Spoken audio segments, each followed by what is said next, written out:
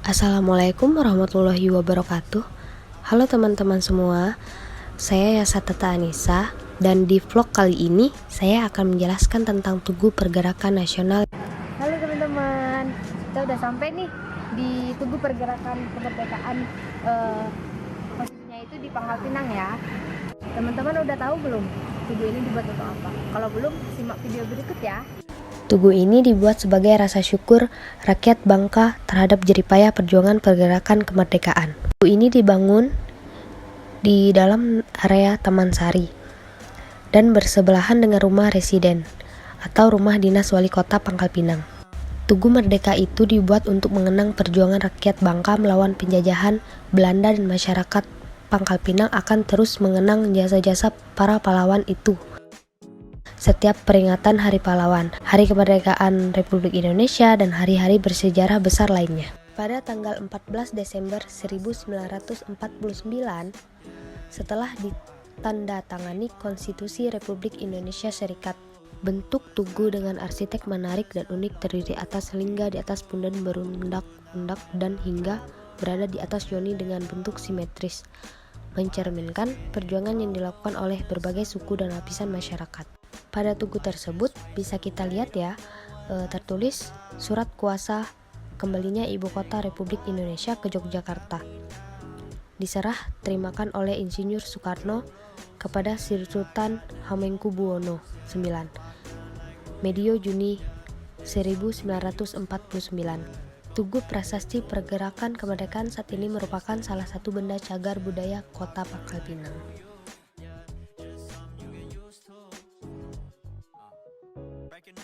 Baiklah teman-teman, begitulah alasan mengapa tugu tersebut dibuat. Biar nggak bosen, kita OTW ke Purwokerto yuk. Let's go!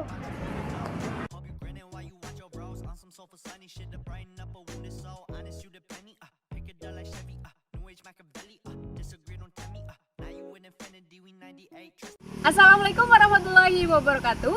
Halo semuanya, perkenalkan nama saya Windy Kawardani, NIM 1904017. Nah, udah belajar sambil jalan-jalan di Kota Bangka kan? Sekarang saya akan mengajak kalian belajar sambil jalan-jalan di Kota Mendoan, Kota Purwokerto. Kita akan menuju ke sebuah jalan yang terletak di tengah-tengah Kota Purwokerto. Sebenarnya jalan ini tidak memiliki hubungan atau sejarah berkaitan dengan sejarah pergerakan nasional Indonesia. Akan tetapi, nama dari jalan ini merupakan seorang tokoh yang memiliki jasa dan sangat penting pada masa pergerakan nasional Indonesia. Oke, GPL, let's go! Nah, sekarang kita sudah sampai di Jalan Dr. Angka. Siapa sih sebenarnya Dr. Angka ini? Siapakah dokter itu sehingga namanya harus diabadikan sebagai nama ruas jalan cukup utama di Purwokerto? Mungkin sebelumnya tak ada yang mengenal siapa Dr. Angka itu. Dalam buku pendidikan sejarah perjuangan bangsa pun, nama dokter ini juga tak pernah dilekatkan sebagai pendiri Budi Utomo. Setiap memperingati Hari Kebangkitan Nasional, pastilah menyebut organisasi pergerakan nasional yang disebut Budi Utomo. Dan tokoh yang paling disebut adalah Dr. Sutomo. Sebenarnya selain Sutomo, ada 9 pendiri Budi Utomo lainnya, yaitu Muhammad Sulaiman, Gondo Suwarno, Gunawan Mangunkusumo, Angka Projo Sudirjo, M. Suwarno, Muhammad Saleh, Suraji Tirtonegoro, dan R.M. Gumbreg. Angka merupakan sebuah singkatan dari Anggoro Kasih dengan nama belakang Projo Sudirjo. Dr. Angka lahir pada Selasa Kliwon 13 Desember 1887 di Banjarnegara, Jawa Tengah. Nama Anggoro Kasih ini identik dengan Selasa Kliwon. Akan tetapi uniknya ketika beliau masuk Stovia yang menggunakan data lahir 4 Mei 1890 yang ternyata jatuh pada hari Minggu Kliwon. Ayahnya bernama Raden Projo Diwiryo, seorang asisten wedana di Madukara. Semasa anak-anak, Raden Angka tinggal bersama kakek dari garis ibu yang juga merupakan seorang patih di Banyumas, yaitu Raden Santa Dirja.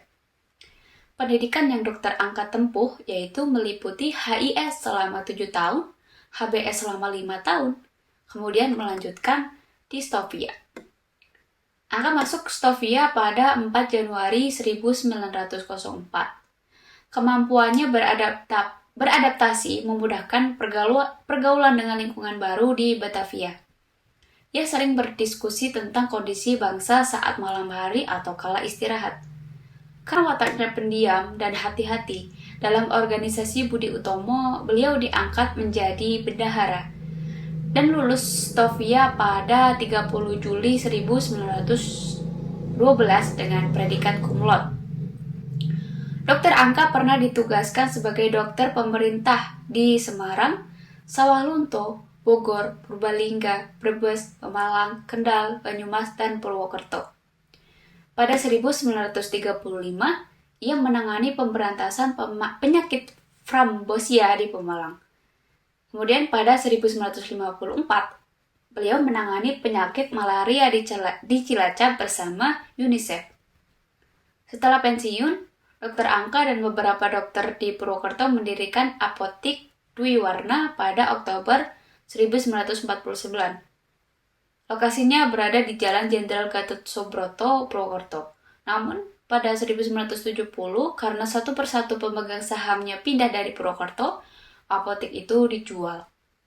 Dr. Angka pernah diminta untuk menandatangani surat pernyataan pengakuan sebagai perintis kemerdekaan agar mendapatkan tunjangan pemerintah. Namun, dengan kerendahan hati, beliau menolak karena beranggapan jasa-jasanya merupakan suatu kewajiban dan tanggung jawab kepada pemerintah beserta rakyat Indonesia tanpa mengharapkan imbalan apapun. Semasa hidupnya, Dr. Angka mengabdikan dirinya sebagai dokter dan pendidik. Bahkan dalam usia 85 tahun, Dr. Angka masih tetap melakukan tugas kemanusiaan. Kemudian Dr. Angka meninggal di Purwokerto pada 1975 dalam usia 88 tahun. Ia dimakamkan di pesarean keluarga Kaputuh, Sokaraja. Nama Dr. Angka kemudian diabadikan sebagai nama jalan yang melintasi rumah sakit lama di Purwokerto. Dr. Angka jelas banyak berkecimpung di bidang sosial. Di lain pihak, teman-temannya bergerak di bidang politik yang berisik. Maka nama Dr. Angka hanya terlihat sepintas. Namun bukan tidak mungkin banyak yang bisa tergali dari tokoh ini. Oke teman-teman, jadi ini adalah makam dari Dr. Angka, seorang pendiri dan bendahara dari Budi Utomo. Langsung aja kita akan masuk ke dalam. Let's go.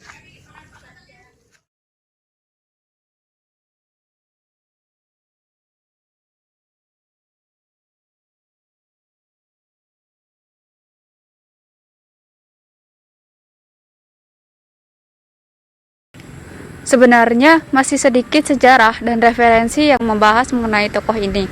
Walaupun bagi warga Banyumas, nama itu sudah tidak asing lagi karena menjadi nama jalan. Dalam setiap catatan dan karya tentang Budi Utomo, nama Dr. Angka jarang disebut-sebut sehingga menimbulkan kesan bahwa keberadaan, peranan, dan sumbangsihnya tidak ada. Padahal bukan tidak mungkin, peranan dan sumbangsihnya dalam perjuangan bangsa dan negara sama besar, sangat penting, jelas dan nyata. Nah, mungkin cukup sekian dari saya. Mohon maaf atas segala kesalahan dan semoga video ini bisa bermanfaat bagi kita semua. Wassalamualaikum warahmatullahi wabarakatuh. Down, yeah. I've been feeling so down, yeah. Can you tell me why? I'm down. Kembali lagi bersama saya Nauf Ahmad Ojan. Saya di sini bertepatan di rumah Inggit. Kebetulan rumah Inggit ini adalah peninggalan dari istri Soekarno ya.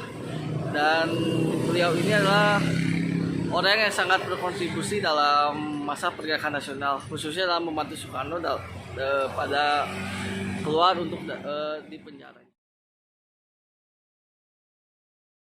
Siapa sih yang tidak mengenal sosok beliau? Ya betul, Ibu Inggit ini terlahir dari pasangan Adipan dan Asmi. Beliau diberi nama Ganasih pada tanggal 17 Februari 1888 di Desa Kamasan, Manjaran, Kabupaten Bandung. Nah, peran beliau dalam pergerakan nasional ini sangatlah nyata, tentunya dalam kurun waktu 1900 sampai 1945. Dimulai dari 1900 beliau menikah dengan Atmaja. 1916 beliau bercerai dengan Nata Atmaja dan ingin menikah dengan cinta masa lalunya yaitu Haji Sanusi.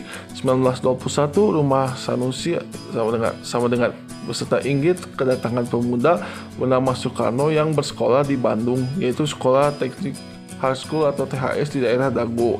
1923, setelah menceraikan istri pertamanya yaitu Utari, Soekarno melamar Inggit kepada Haji Santoso dan menikahi pada tahun itu pula. 1926 serta 1927 menjadi lulusan Soekarno di Teknik School atau sekarang ITB serta ikut berperan dalam pendirian PNI. 1928 beliau ikut serta dalam Sumpah Pemuda 28 Oktober 1928 serta terlibat dalam pendirian Pemufakatan Perhimpunan Politik Kebangsaan Indonesia. 1929 mengalami kejadian yang tidak mengenakan, yaitu Soekarno ditangkap dan dijebloskan dalam penjara Langgar Bancai Bandung ketika mereka berada di Yogyakarta. 1930 terjadi sidang pengadilan Langgar dan pembacaan pledoi. Indonesia menggugat, divonis di penjara selama 1 tahun. 1934 Soekarno ditangkap dan dibuang ke Flores dan istri dan keluarganya pun ikut menemaninya. 1938 Soekarno beserta keluarga dipindahkan ke Bengkulu. 1942 Soekarno dialihfungsikan ke Padang karena saat itu Indonesia sedang berlawan menghadapi penjajahan Jepang. 1943 pun menjadi berita yang tidak mengenakan bahwa Inggit dan Soekarno resmi bercerai, dan pada saat itu berita tersebut menjadi viral, menjadi ramai dibicarakan. Peristiwa-peristiwa yang telah disebutkan tadi merupakan sosok Ibu Inggit yang berperan dalam pergerakan nasional. Mungkin hanya itu saja yang dapat saya sampaikan. Terima kasih.